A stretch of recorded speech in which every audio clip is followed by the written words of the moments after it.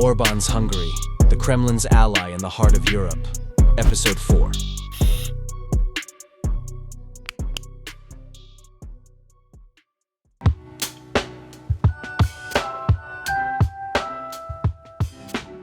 To film this episode, we had to go on a short trip to one of the leading countries in Europe.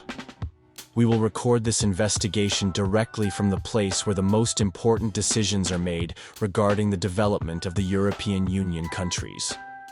We have arranged a meeting with two experts who will help us to understand the essence of the issues of this topic more deeply.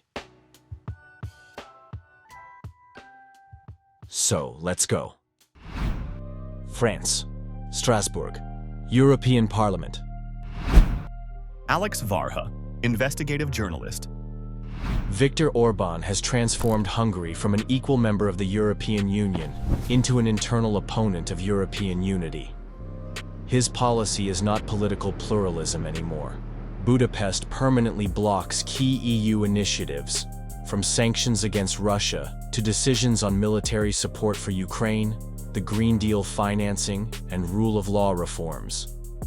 At the same time, Hungary fully enjoys all the benefits of the EU membership, from access to structural funds to the right to vote on key foreign policy issues. When the 16th sanctions package against Russia was discussed in February 2025, Hungary played a significant role in negotiating the removal of 27 individuals and entities from the EU sanctions list. This included Patriarch Kirill, Russian football clubs Zenit and CSKA, and the China Aerospace Science and Technology Corporation. Hungarian Foreign Minister Péter Szijjártó has accused the EU of political inertia and said that sanctions are doing more harm to Europe than to Russia. Orbán himself has called for direct talks with the Kremlin and claims that military support for Ukraine is destroying Europe. To act like an ally is not about Hungary anymore. It is acting as a systemic opposition within the EU. Hungary is blocking common decisions, undermining unity on key issues such as support for Ukraine or sanctions against Russia. This is no longer just a separate opinion. It is a deliberate policy of sabotage from within that plays into the hands of the EU's external adversaries. Orbán overuses his veto right as a tool of political blackmail. In December 2023, Hungary vetoed a €50 billion EU macro-financial assistance package for Ukraine. European Commission President Ursula von der Leyen then bluntly stated that such Budapest decision was a quid pro quo. In her words, Hungary is open to retract its veto on the EU funding package for Ukraine if Brussels agrees to unblock frozen EU funds for Budapest. Such tactic is very annoying even for traditionally reserved European capitals.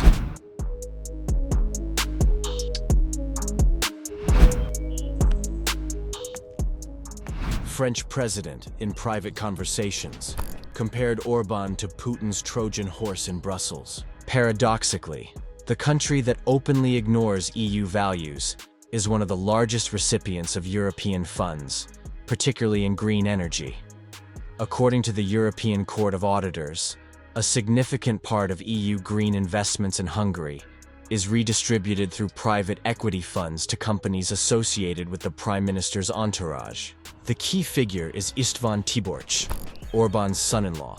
His investment funds are involved in the financing of renewable energy projects. The companies, formerly independent of each other, receive interest-free loans from the Hungarian Development Bank, MFB, under EU programs. Let's take a look at the graphic that displays the key structures associated with István Tiborcs. If you look closely at the information in this table, you can notice certain patterns. Namely, the companies are engaged in the same activities. Consulting and energy production have the same addresses, Budapest and Mogyorod. For example, the company Alternative Energia Holding Kft. Registered €0 of income, which indicates the signs of a typical fictitious company. And the company Polsolar Kft. Received 70.7 billion forints from the NBU.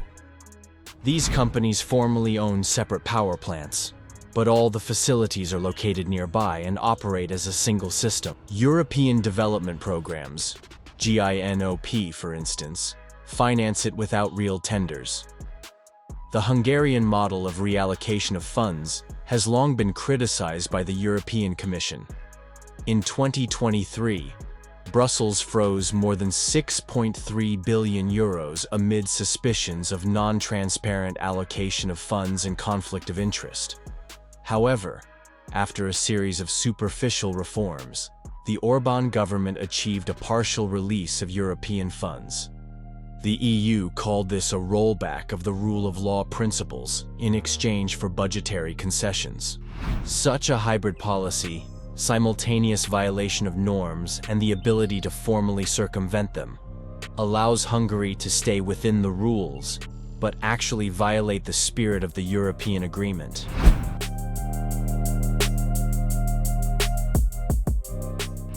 In 2022, Marine Le Pen's French National Rally Party received a €10.6 million loan from Hungarian MKB Bank, controlled by Larinc Mészáros, a financial ally of Orbán. No French bank has agreed to finance the far rights, but Hungarian entities have boldly interfered in the elections of another EU member state. According to Juan Fernando López Aguilar, chair of the European Parliament's Civil Liberties Committee, the EU must urgently create a transparent mechanism to block foreign funding of European political parties. This is not the sole example. According to OCCRP investigation, indirect funding of Polish, Italian, and German right-wing organizations through the Matthias Corvinus Collegium Foundation, which operates under the auspices of the Hungarian government, was revealed. Since 2015, Hungary has become a symbol of Europe's tough anti-immigration policy. Budapest has built a border wall with Serbia and ignores norms of the European Court of Human Rights.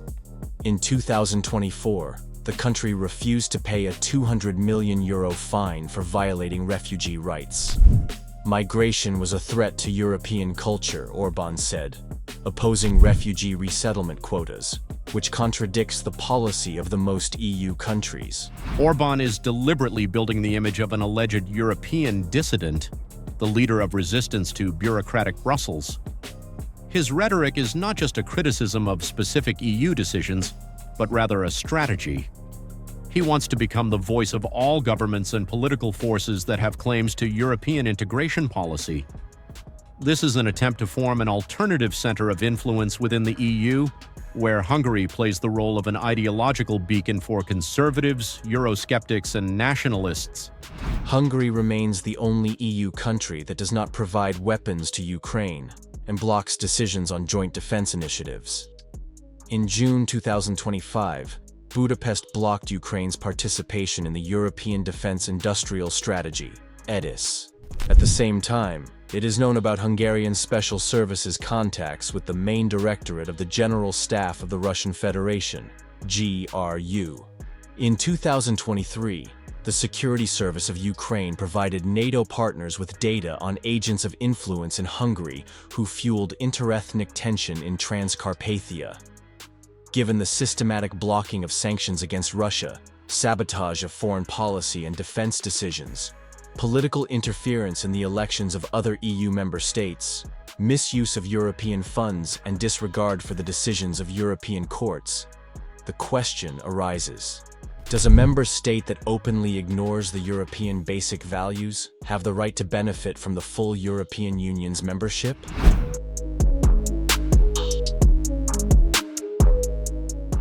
Viktor Orbán's Hungary enjoys the benefits of the European Union: funds, voting rights, strategic decision-making, but at the same time deliberately slows down processes that are important for the security and unity of the EU. Such a double policy sets a precedent. It turns out it is possible to have access to European Union resources without following its rules. This is not just a political problem. It is a threat to the European Union. If this practice continues, Hungary's example could be used by other populist governments in European countries. Brussels is deeply concerned at this, calling to suspend Hungary's funding, limit its veto right, or introduce new mechanisms that would stop misuse of the trust and resources of the European Union. In 2025, the European Parliament is considering a new initiative, which would allow for the suspension of voting and funding access for countries that systematically violate EU values. This move is supported by France, the Netherlands, Sweden, and the Baltic states. The mechanism has not yet been adopted. It is a direct response to Hungary's policy. In the current geopolitical circumstances, where the European Union is struggling to maintain unity in the face of aggressive Kremlin policy, continued tolerance of Orbán's Hungarian policy could jeopardize the EU's political cohesion. The question is no longer just whether Hungary can remain in the EU on the same terms, but whether the EU can protect its fundamental principles from destructive influences from within.